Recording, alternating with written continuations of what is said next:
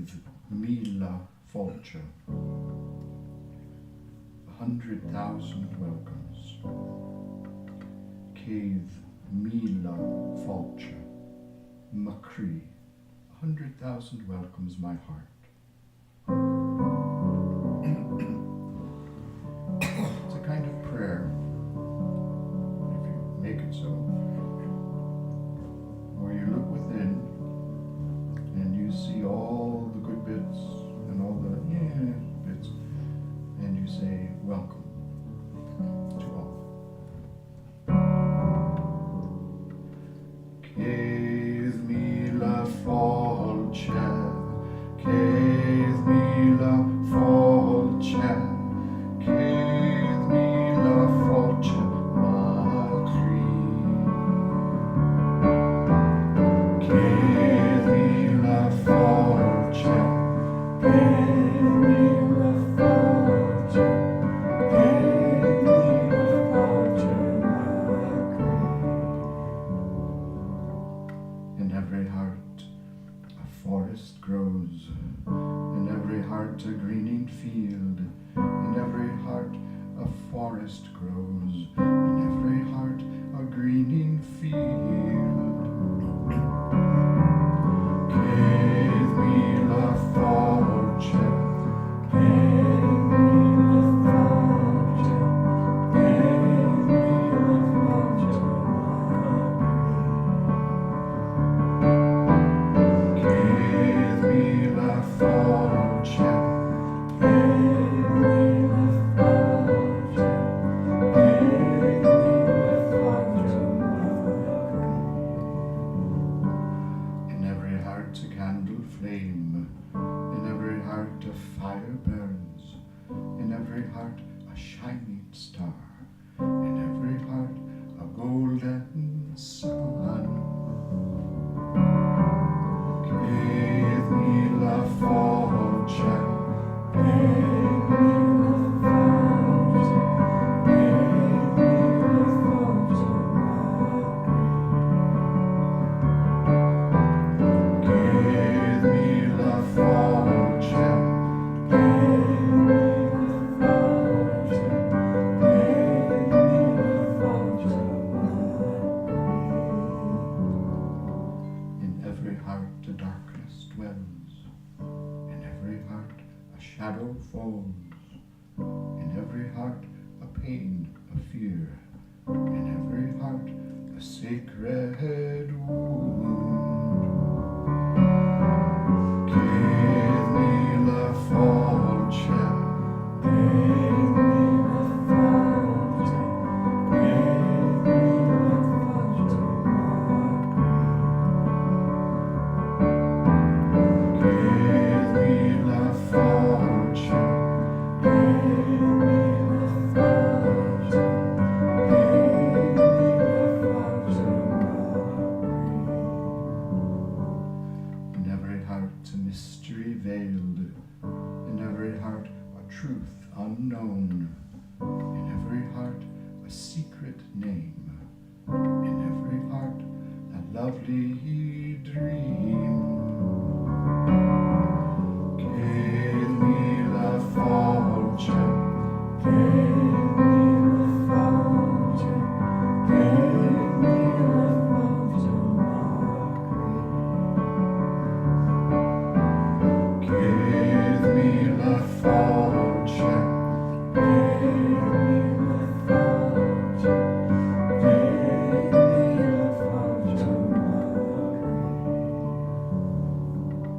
in every heart a holy well, in every heart a running stream, in every heart a river flows, in every heart an ocean wide and deep. Cave Mila Fulcher, Cave Mila Fulcher, Cave Mila Fulcher,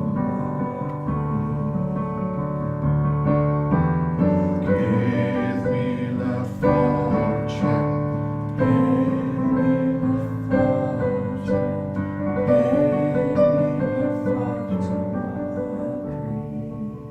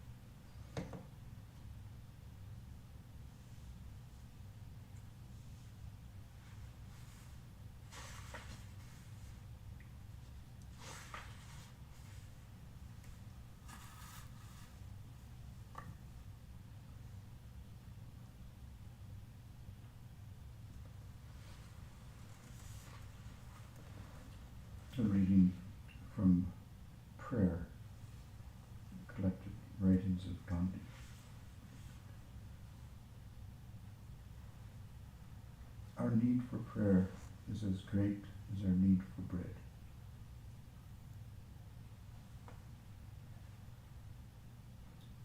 Someone who is malicious will use his ears to hear evil of others and see evil things.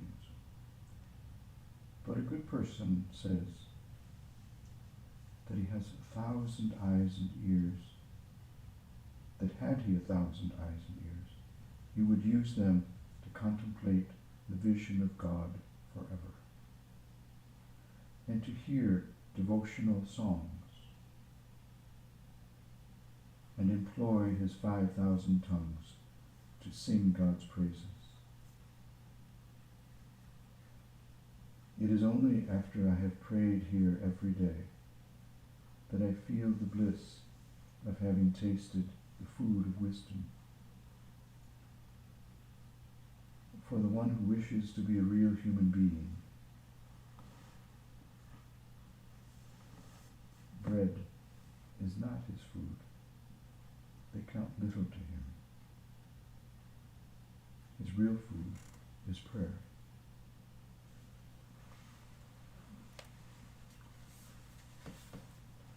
There can be no matter. I don't have my glasses. Oh, I'm going to pass it on to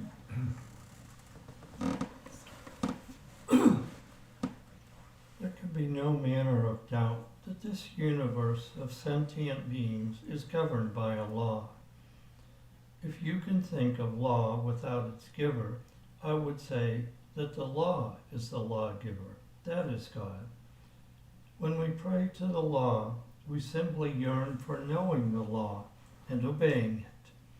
We become what we yearn after, hence the necessity for prayer. The necessity of prayers is a matter of universal experience. If you have faith in them, you will feel interest in them.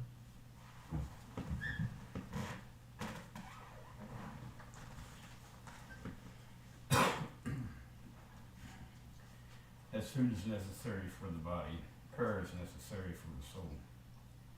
A man may be able to do without food for a number of days, as Miss Winnie did for over 70 days. But believing in God, man cannot, should not, live a moment without prayer. You will say that we see lots of people living without prayer. I dare say they do, but it is the existence of the brute which, for man, is worse than death. I have not the shadow of a doubt that the strife and quarrels with which our atmosphere is so full today are due to the absence of the spirit of true prayer. You would demur to the statement. I know and contend that millions of Hindus, Muslims, and Christians do offer their prayers.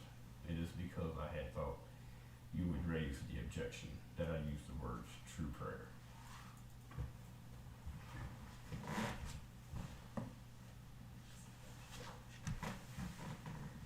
The fact is, we have been offering our prayer with the lips, but hardly ever with our hearts.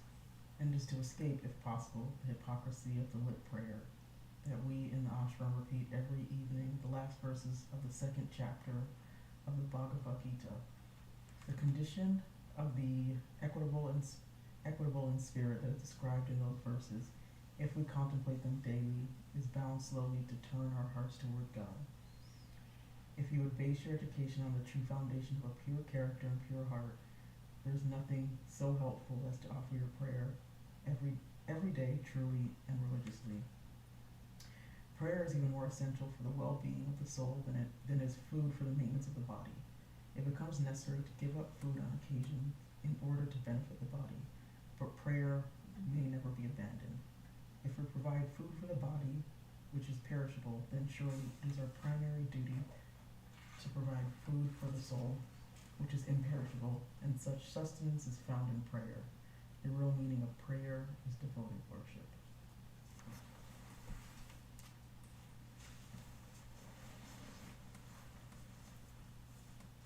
This is from a sermon at Kingsley Hall. If we believed in God, it followed that we must pray to him. Though prayer, it was said, was to the soul what food was to the body, Yet prayer was far more important for the soul than food was for the body, because we could at times go without food, and the body would feel the better for the fast, but there was no such thing as prayer fast. We can overindulge in food, but we can never overindulge in prayer.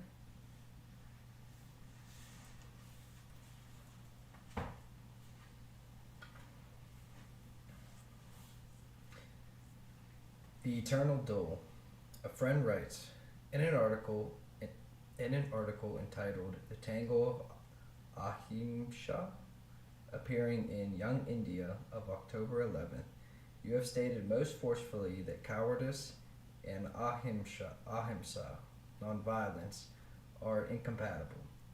There is not an ambiguous syllable in your statement, but may I request that you tell us how cowardice can be exercised from a man's character? I notice that all characters are but the sum total of habits formed. How are we to undo our old habits and build the new ones of courage, intelligence, and action? I am convinced that habits can be destroyed, and better and nobler habits can be formed, giving birth to a new character in a person. It seems to me that you know prayers, discipline, and studies by which a man can attain a second birth. Won't you kindly tell us about them? Do give us your knowledge and advice in one of the numbers of Young India. Please help us by giving an account of the method of praying and working by which a man can recreate himself.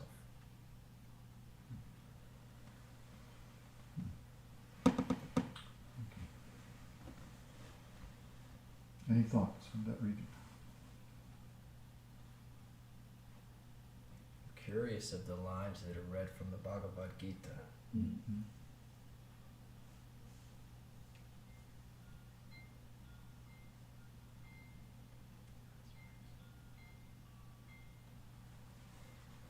Have you read the Bhagavad Gita?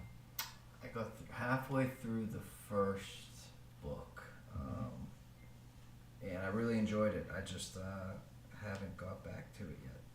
It's on my On your list? lengthy reading list.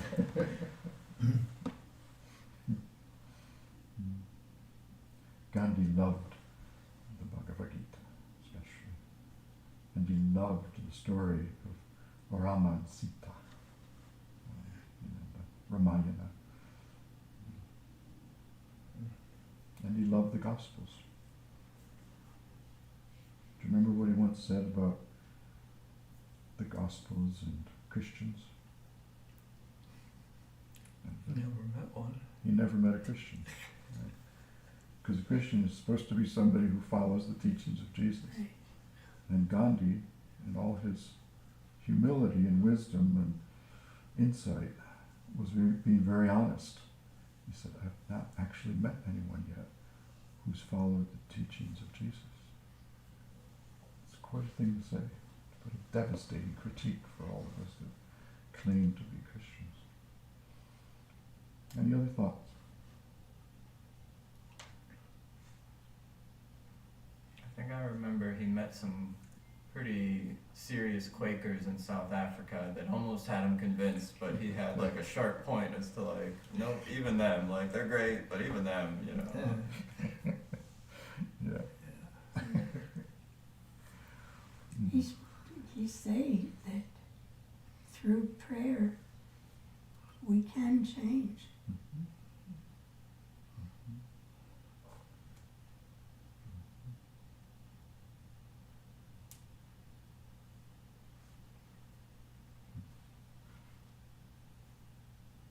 I thought it was interesting. It actually kind of went back to what I wrote about for our class, of how the word we're just a summation of our experiences in a sense, but we can change those. We don't have to be identified by where we are today. We can change that through prayer, through the meditation, prayer, and I'm struggling to find the word that we use in the class for our daily practice, but yeah, that you can change that, and you can, and it takes the discipline to do it every single day. Mm-hmm.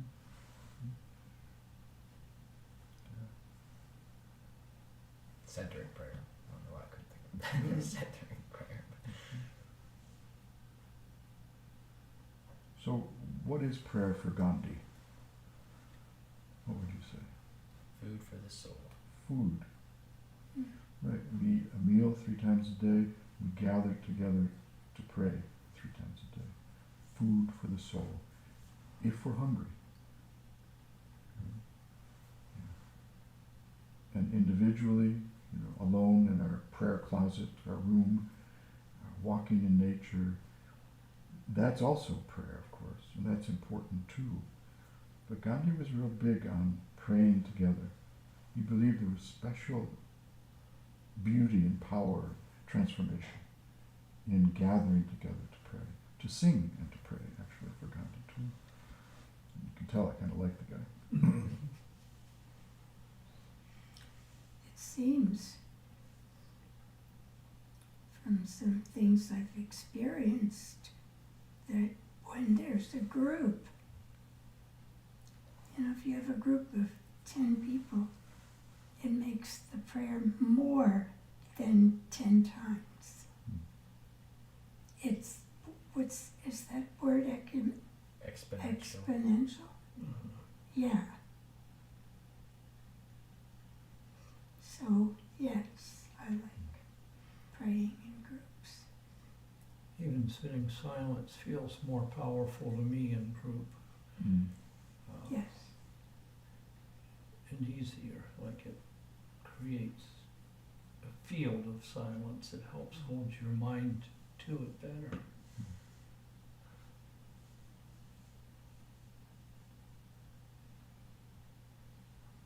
What did Jesus mean when he said, wherever 2 or 3 are gathered in my name, there I am? What did he mean by that? What do you think?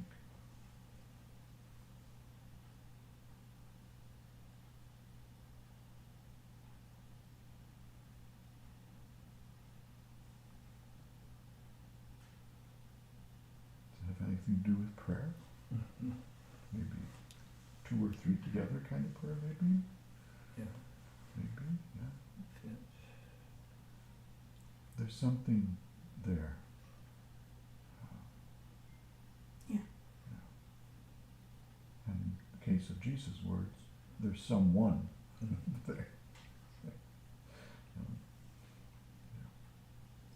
Any other thoughts?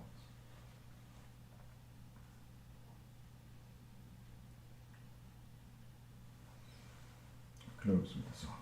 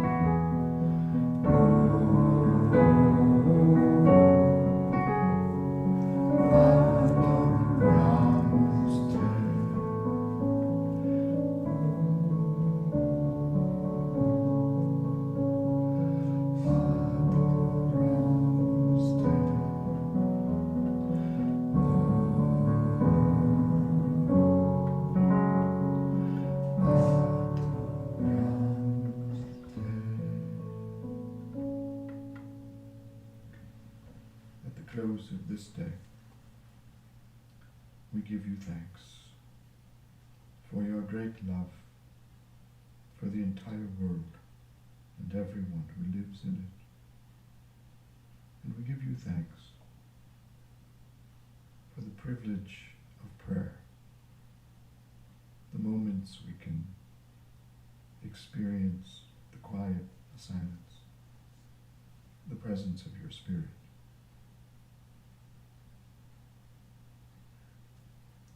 May we go deeper into this holy well in our hearts. May it be so.